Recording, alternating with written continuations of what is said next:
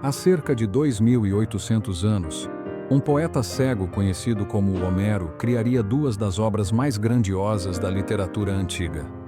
A primeira, a Ilíada, narrava a Guerra de Troia, um épico sangrento em que uma grande cidade foi conquistada por meio de um dos planos mais engenhosos da história. Com a queda dos troianos, o poeta voltaria sua atenção para outro herói. Odisseu, rei de Ítaca, protagonista de sua segunda grande epopeia, a Odisseia. Depois de idealizar o lendário cavalo de Troia e garantir a vitória dos gregos, Odisseu havia selado sua fama como o mais astuto entre todos os guerreiros helênicos. Mas, para ele, não importava a glória. O que realmente desejava era voltar para casa, para sua amada esposa, Penélope, e para seu jovem filho, Telêmaco. No entanto, seu retorno não seria fácil. Enquanto sua família o esperava com esperança e saudade, Odisseu daria início a uma odisseia que duraria 10 anos. Uma jornada repleta de perigos, na qual ele e sua tripulação enfrentariam as criaturas mais aterrorizantes já imaginadas. Um caminho tão extraordinário que seu relato atravessaria os séculos. Esta é a sua história. Odisseu era soberano da ilha grega de Ítaca, mas estivera longe de seu lar por uma década, lutando na Guerra de Troia para trazer de volta a rainha espartana Helena. Com sua missão finalmente concluída e Troia reduzida a cinzas, o herói reuniu sua frota nas praias inimigas e se preparou para o retorno. Aliviado por enfim poder voltar para casa, partiu com seus navios, singrando as águas em direção ao norte, em busca de mantimentos. Desembarcaram em Ismaro, terra dos Cícones, um povo trácio aliado dos troianos. Lá conseguiram os suprimentos de que precisavam, mas logo foram surpreendidos por um violento contra-ataque.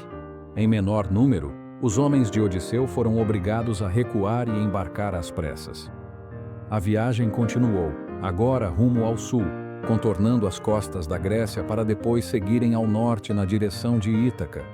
Mas quando o destino parecia ao alcance, uma tempestade colossal surgiu no horizonte. Ventos furiosos e ondas implacáveis desviaram a frota do curso, lançando-os em direção a uma terra desconhecida, a Ilha dos Comedores de Lotos.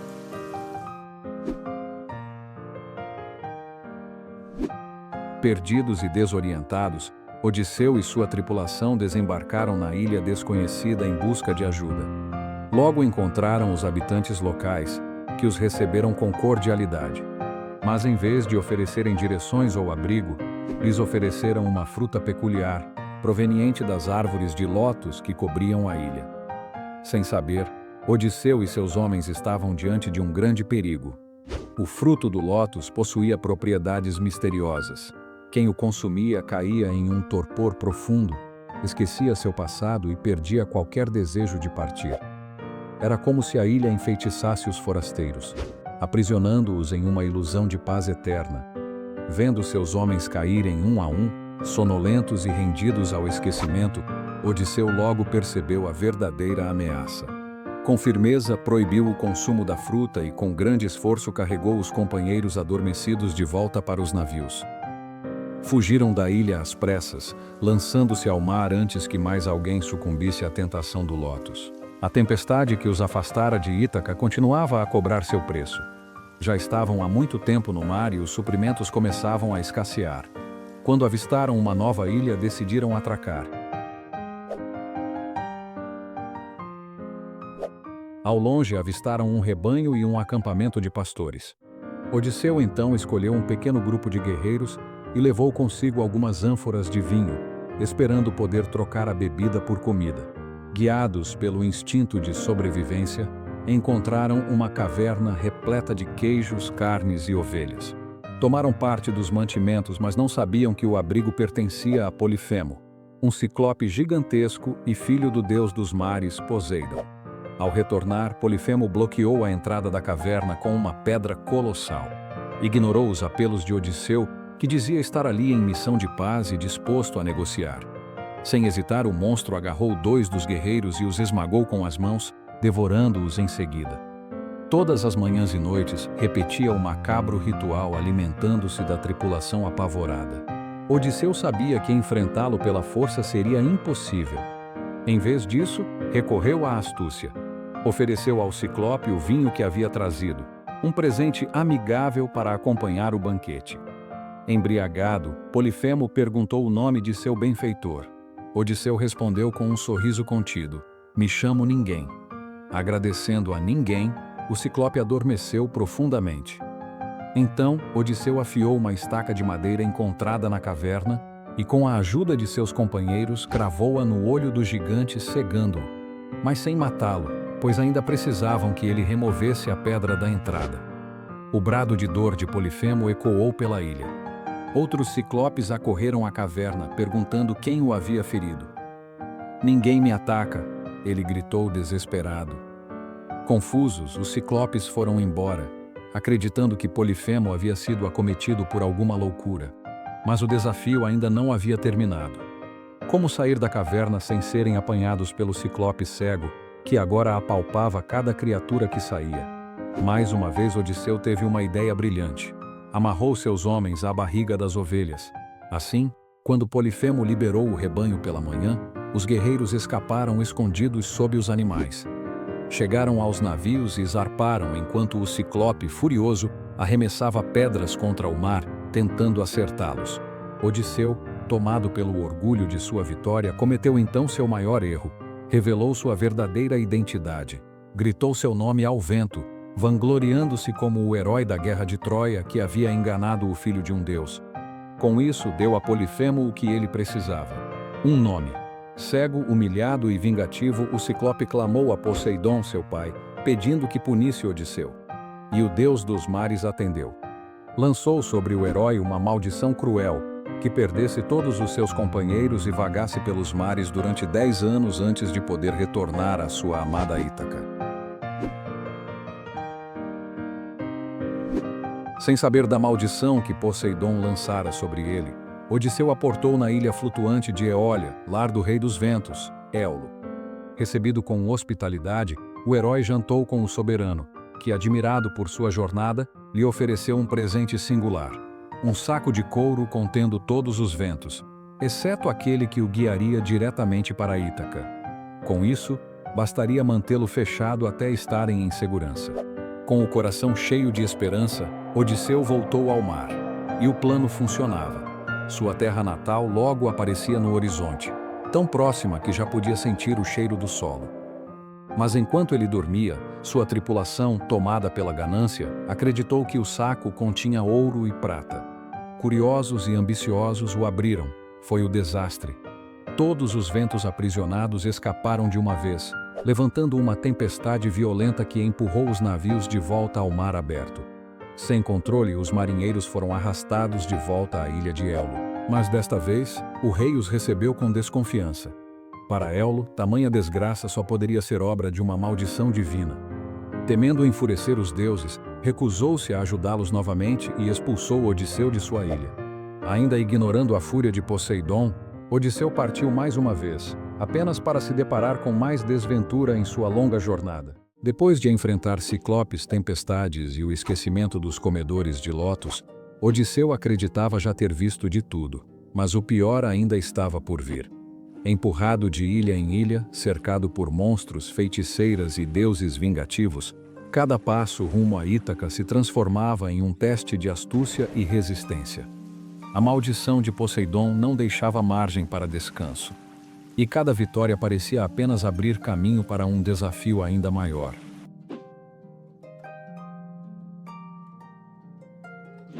A frota chegou à cidade portuária de Lestrigônia, um lugar aparentemente pacato.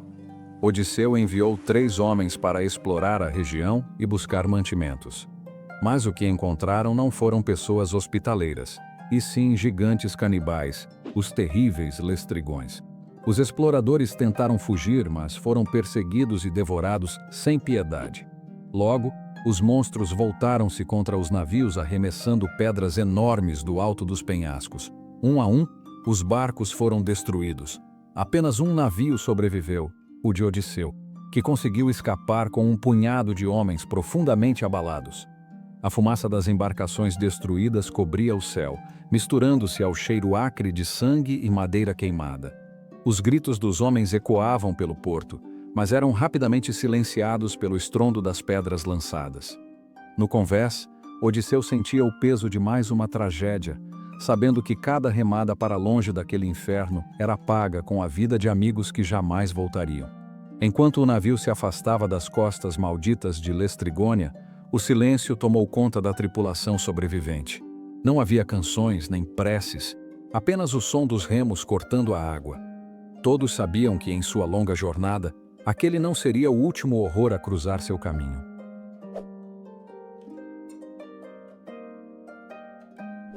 Exaustos, famintos e com apenas um navio restante, os sobreviventes chegaram à misteriosa ilha de Eeia, lar de uma poderosa feiticeira. Circe, filha do deus Sol Hélio. Odisseu dividiu sua tripulação. Uma parte ficou com ele montando acampamento, enquanto a outra partiu para explorar. Logo chegaram à morada de Circe. Lobos e leões, domesticados por sua magia, deitavam-se mansamente a seus pés. A bela feiticeira os acolheu com gentileza, oferecendo-lhes uma refeição farta, cevada, queijo e vinho. Contudo, o banquete estava enfeitiçado. Após comerem, os homens adormeceram. E ao despertarem, não eram mais humanos. Haviam sido transformados em porcos. Apenas um dos companheiros, que desconfiara e não tocara na comida, fugiu e contou tudo a Odisseu. Determinado a salvar seus homens, ele se dirigiu à morada da bruxa. No caminho, encontrou Hermes, o mensageiro dos deuses, que lhe deu uma erva mágica chamada Mole, capaz de neutralizar os encantos de Circe. Com a proteção divina, Odisseu entrou no palácio, aceitou o banquete e, para surpresa da feiticeira, resistiu à magia. Levantou-se, espada em punho, e ameaçou matá-la se não quebrasse o feitiço. Circe, assustada, cedeu. Os porcos à sua volta voltaram a ser homens. Encantada pela coragem de Odisseu, Circe ofereceu-lhe seu leito. A oferta de Circe não era um convite inocente, mas uma condição para selar a paz entre eles. Odisseu, seguindo o conselho de Hermes, sabia que precisava aceitar a oferta de Circe para garantir a segurança de seus homens e continuar sua jornada. A união, portanto, se deu menos por paixão e mais por uma necessidade imposta, uma barganha de sobrevivência em um mundo perigoso. Ele estava em uma posição de poder, mas também de extrema vulnerabilidade, cercado por uma deusa com poderes imensuráveis. O herói permaneceria em Eeia por um ano inteiro, recuperando forças. Mas o chamado do lar era mais forte. Ao preparar-se para partir, Circe lhe deu um último conselho. Antes de seguir viagem, ele deveria visitar o mundo dos mortos, o submundo, onde o espírito do profeta Tirésias o aguardava, único capaz de orientá-lo sobre os perigos que ainda enfrentaria no mar.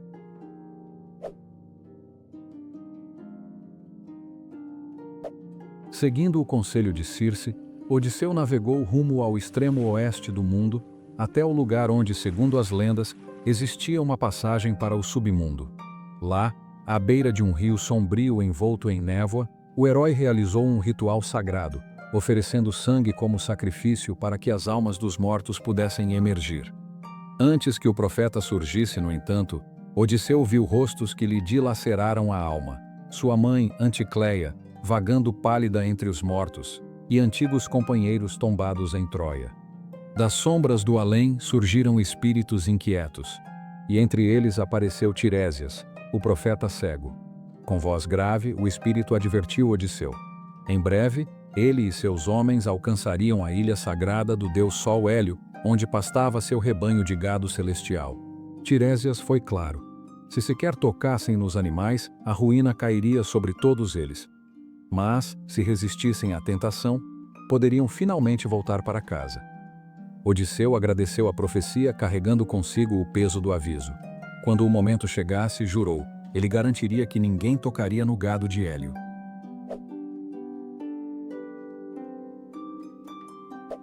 Retomando a viagem, o mar parecia calmo, mas logo um novo perigo surgiu. Um canto doce e hipnotizante começou a alcançar os ouvidos dos marinheiros. Aproximavam-se do território das sereias, criaturas encantadoras que atraiam navegadores para a morte com suas vozes mágicas. Nenhum homem jamais havia resistido. Mas Odisseu estava preparado. Lembrava-se do que Circe lhe dissera: tape os ouvidos dos seus homens com cera de abelha, ou todos perecerão. Assim fez. Com a tripulação protegida pelo silêncio, Odisseu escolheu um destino diferente para si. Desejava ouvir aquele canto lendário e sobreviver. Ser o primeiro mortal a resistir às sereias. Ordenou que o amarrassem firmemente ao mastro do navio e que, sob nenhuma circunstância, o soltassem, não importando o quanto suplicasse. Quando o navio passou pelas rochas onde as sereias habitavam, suas vozes se elevaram como um feitiço. Odisseu, mesmo amarrado, sentia o poder do canto atravessar sua alma como uma lâmina suave. As sereias não apenas cantavam, elas revelavam verdades escondidas, promessas de sabedoria absoluta, de segredos dos deuses e do universo. Por um breve instante ele viu imagens em sua mente: Ítaca, Penélope, Telêmaco, e depois visões de mundos que jamais conheceria. Era como se a música rasgasse o tempo. Odisseu foi tomado por uma ânsia incontrolável. Gritou, implorou, lutou contra as cordas. Queria se atirar ao mar, ir ao encontro das donzelas divinas que prometiam conhecimento, prazer e paz eterna. Mas seus gritos foram em vão. Seus homens não podiam ouvi-lo. Passaram pelas sereias. O som enfraqueceu até desaparecer. Odisseu, exausto e atordoado, foi libertado. Havia sobrevivido à prova. Mas o preço do triunfo foi alto.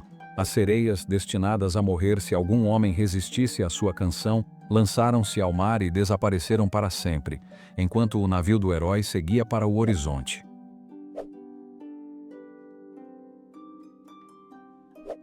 Com o nascer de um novo dia, Odisseu se viu diante de uma escolha terrível. Circe, com sua magia e sabedoria, já o havia alertado. Logo à frente o mar se estreitaria num canal traiçoeiro, ladeado por dois horrores ancestrais. À direita, escondida nas rochas, morava Sila, um monstro marinho de 6 cabeças que arrancava marinheiros de seus navios com presas afiadas. À esquerda, girava a Fúria de Caríbides, um redemoinho colossal capaz de engolir navios inteiros para as profundezas do mar. Seguindo mais uma vez os conselhos de Circe, Odisseu tomou a decisão mais amarga: enfrentar Sila. Sabia que perderia homens, mas era melhor do que ver todo o navio desaparecer no vórtice de Caríbides. Com o coração pesado e a alma dilacerada, ordenou que o navio se aproximasse das rochas onde Sila espreitava.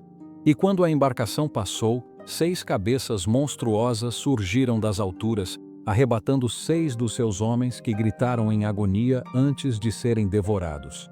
Os gritos dos companheiros arrancados por Sila ecoaram por todo o navio como feridas abertas no vento. Odisseu, incapaz de salvar seus homens, sentiu o peso insuportável da liderança. Não havia glória naquela escolha, apenas a dor de um sacrifício necessário. Alguns dos tripulantes, tomados pelo medo e pelo horror, começaram a questionar se os deuses ainda estavam ao lado deles ou se haviam sido condenados de vez. Mas Odisseu, mesmo ferido pela culpa, manteve o olhar fixo no horizonte. Sabia que a única maneira de honrar os que haviam morrido era continuar. Não houve tempo para lamentações. Uma nova tempestade se formava no horizonte, forçando Odisseu e seus poucos sobreviventes a seguirem viagem. Chegaram então à ilha de Trinácia, e lá, um destino ainda mais cruel os esperava.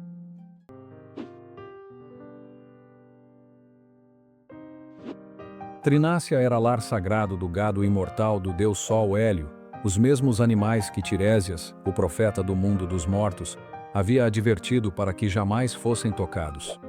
Odisseu reforçou esse alerta a seus homens, exigindo que não tocassem em um só fio de pelo dos bois sagrados.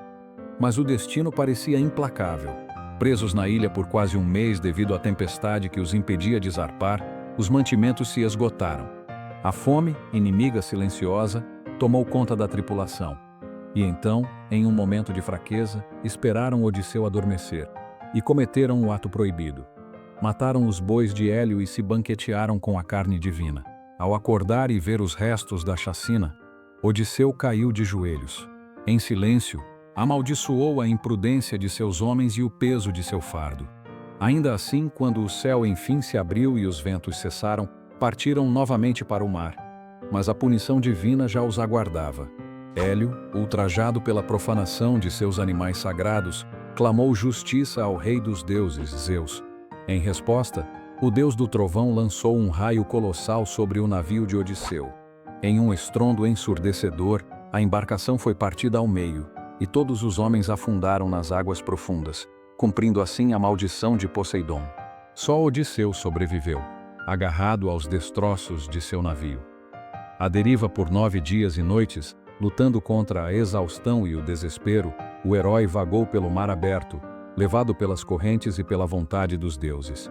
E no 10º dia, seu corpo ferido e sua alma em ruínas, foi lançado nas areias de uma ilha solitária. Uma ilha governada por uma deusa que o manteria cativo por muitos anos. Seu nome era Calipso.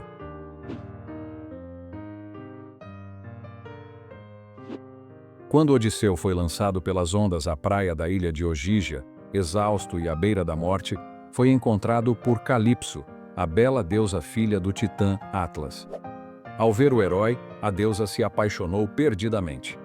Ofereceu-lhe abrigo, cuidado e, mais do que isso, amor eterno e imortalidade, caso aceitasse permanecer com ela para sempre. Mas o coração de Odisseu não podia ser comprado.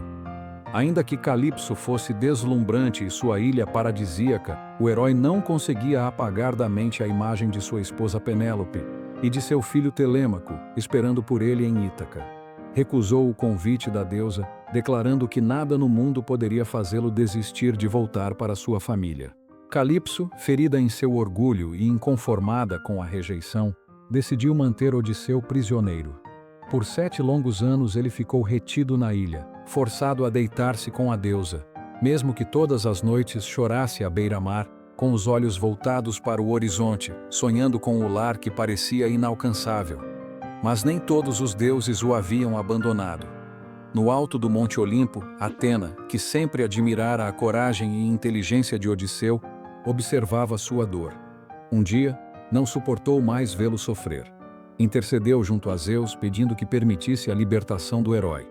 O rei dos deuses, comovido, ordenou que Calipso o deixasse partir. A contragosto, a deusa obedeceu. Ajudou Odisseu a construir uma balsa e o abasteceu para a viagem. Mas mal o herói havia partido, Poseidon, ao saber da fuga de seu inimigo, lançou sobre o mar uma terrível tempestade. Odisseu, uma vez mais à beira da morte, sobreviveu por pouco, agarrando-se aos destroços da embarcação até chegar à ilha de Esquéria.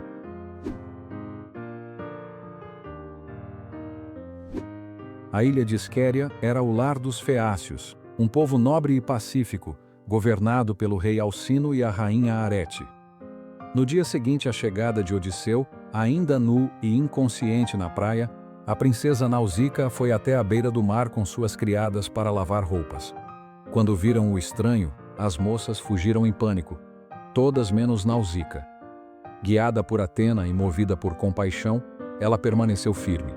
Ofereceu roupas a Odisseu e o conduziu ao palácio, onde foi recebido com hospitalidade. Sentado à mesa dos reis, o herói foi tratado com respeito, embora ainda escondesse sua identidade. Não queria dizer seu nome, pois sabia o preço que sua fama havia lhe custado. Durante o banquete, o poeta cego Demódoco cantou canções inspiradas pelos deuses. Falou dos feitos dos heróis da guerra de Troia, de Aquiles, de Agamenon e, por fim, de um homem que todos ali admiravam: Odisseu, o criador do cavalo de Troia, o mais astuto dos gregos. A plateia aplaudiu, emocionada com a história. Mas enquanto todos celebravam, Odisseu rompeu em lágrimas, lembrando dos companheiros que perdera e dos horrores que vivera. Ao vê-lo chorar, o rei Alcino exigiu saber quem era de verdade aquele estranho de olhar profundo e coração ferido. Com a alma transbordando, Odisseu finalmente falou: "Meu nome é Odisseu de Ítaca, e há 10 anos tento voltar para casa." Contou tudo. Da guerra, das criaturas, das perdas, das maldições. Um silêncio reverente caiu sobre o salão. Impressionados com sua história e honrados por receberem um herói tão lendário, Alcino e Arete prometeram ajudá-lo. Na manhã seguinte, Odisseu despertou e encontrou um navio pronto no porto, carregado com ouro, prata e uma nova tripulação. Agradeceu profundamente aos reis dos Feácios e, com o olhar firme voltado para o horizonte, partiu rumo a Ítaca, onde o destino final de sua jornada o aguardava.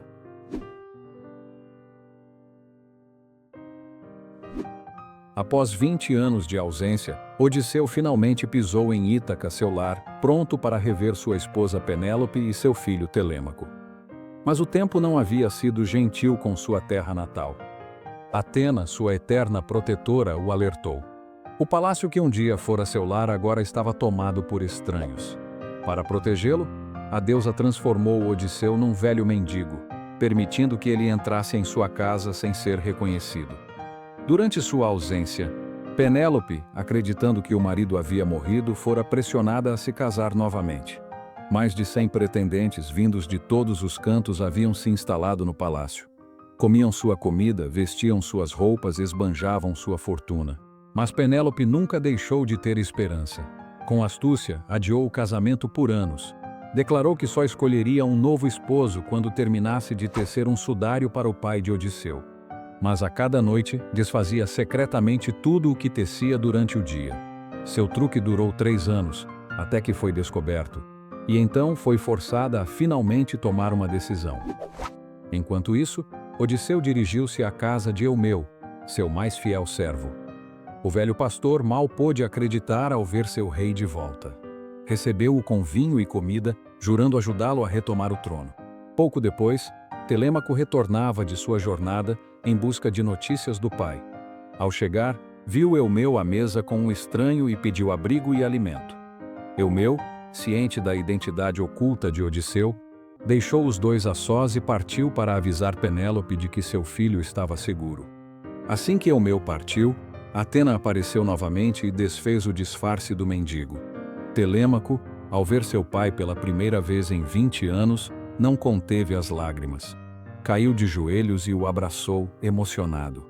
O reencontro, contudo, teria que esperar. Odisseu ainda tinha uma última batalha a travar: recuperar seu lar e destruir os usurpadores. Disfarçado mais uma vez como um mendigo, Odisseu entrou no palácio, justo no momento em que Penélope lançava um desafio aos pretendentes. Aquele que conseguisse disparar uma flecha através de 12 cabeças de machado alinhadas ganharia sua mão em casamento. Mas havia uma condição: o arco a ser usado era o próprio arco de Odisseu. Pesado e imponente, que só o verdadeiro herói seria capaz de armar. Um a um, os pretendentes tentaram. Nenhum conseguiu sequer esticar a corda. Quando o velho mendigo pediu sua vez, risos ecoaram pelo salão. Mas os risos logo se transformaram em silêncio. Odisseu ergueu o arco com facilidade, armou-o com perfeição e disparou uma flecha que atravessou todas as 12 lâminas com precisão divina. O salão ficou paralisado. Mas Odisseu não veio apenas para vencer o desafio, veio para fazer justiça. Virando-se para os pretendentes, começou a disparar flechas, um por um, matando os usurpadores que haviam saqueado sua casa. Telêmaco, que durante o torneio havia escondido todas as armas da sala, juntou-se ao pai. Eumeu logo se uniu a eles. Juntos varreram o palácio e não pararam até que todos os pretendentes estivessem mortos. Com o chão manchado de sangue e a paz restaurada, restava a Odisseu realizar o momento mais esperado de todos: o reencontro com sua esposa. Penélope, ao vê-lo, ficou espantada. Ainda assim, a desconfiança que a sustentara por 20 anos não desapareceu de imediato. Para ter certeza de que aquele homem era realmente seu marido, Penélope o pôs à prova. Pediu que os servos movessem a cama do casal. Odisseu, surpreso, revelou que isso era impossível, pois ele mesmo a construíra em torno de uma oliveira enraizada no quarto, segredo que apenas eles conheciam. Nesse instante, a dúvida se desfez. Penélope, com lágrimas e um sorriso contido, enfim reconheceu o verdadeiro Odisseu.